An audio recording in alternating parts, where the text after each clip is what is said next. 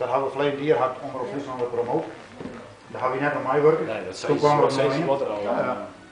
En we willen nu iedereen oproepen om te stemmen op een Christengel. Ja. Maar hoe zit dat? De omroep die zei van je hebt een dikke actie viert, maar dat wie Ja, net zei. dat is helemaal zo. Ze zijn je noemen 12 om actie voor het noemen. Dat is totaal niet weer. En ik weet nou, die man, als ik hem getreft, dan dat hebben we net nog. Ik weet het waar bij waar. Die grutte en die lidsen die nog op televisie zijn. Ik vind dat net fijn. Nee.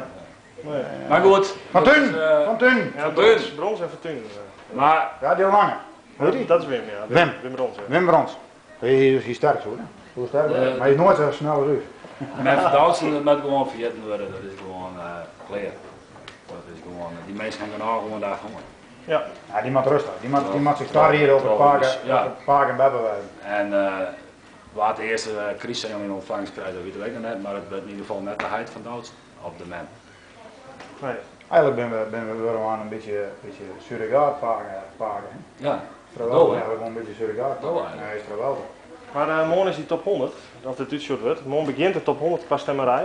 Wat maakt de Stravelte fans doen? Stemmen op de nieuwe Chris-single, een mooie eigen. Ja. Absoluut, dat staat buiten kijf. ja. Ja. Net En vooral net stemmen, nee, net stemmen op de man van Duits. En Nee. er zitten leuke verrassingen in, ik bedoel, Waarin? in de single. Oh. Toch? Dat is toch leren. Maar maak eens een stukje hier, hè? Oh,